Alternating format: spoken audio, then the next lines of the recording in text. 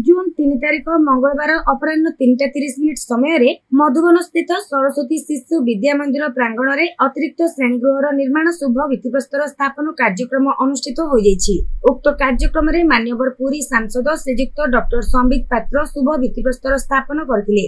विद्यालयर सह प्रधानाचार्य श्रीजुक्त विष्णु प्रसाद पाणिक अध्यक्षतार अनुष्ठित कार्यक्रम में विद्यालयर सभापति माननीय श्रीजुक्त सुनील चक्रवर्ती, पूर्वतन सभापति माननीय श्रीजुक्त भीमसेन पंडा मंचासीन अतिथि भाव जोग देइथिले। उक्त कार्यक्रम में विद्यालयर समस्त गुरुजी गुरुमा, स्काउट गाइड भाई भौणी प्रमुख सहयोग करी साफल्य मंडित करथिले। परिशेष में चतुर्थ श्रेणी भौणी कुमारी अनौखी मिश्र नृत्य परिवेषण करथिले।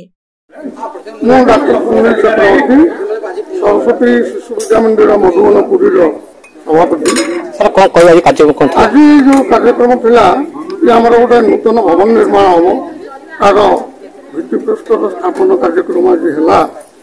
माननीय एमपी महोदय पुरी श्री संबित पात्र डॉक्टर संबित पात्र महोदय कर कमल आज उद्घाटित है।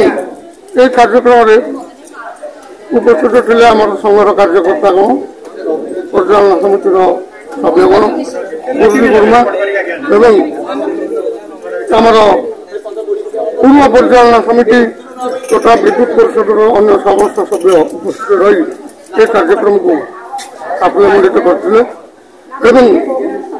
सबुठ खुशी कथा आमर संबित भाई जहाँ मार्गदर्शन कले ये अनुष्ठान को आगे नबारे निश्चित भाव में सहायक हम एटार कौन सन्देह नहीं। तेणु निकट में आम आभारी मोर कथन शेष। मु विष्णु प्रसाद पाणी सह प्रधानाचार्य सरस्वती शिशु विद्या मंदिर मधुबन पुरी। सर आज कार्यक्रम कौन थी आज आप स्कूल रे? आज कार्यक्रम थिला आमर जो सांसद डॉक्टर संबित पात्र महोदय से आमको 5 लाख टंका सैंक्शन करथिले विद्यालय श्रेणी गृहर माने बढ़ेवा उद्देश्य से 5 लाख टंका सांसद पात्र से आमको सैंक्शन करथिले।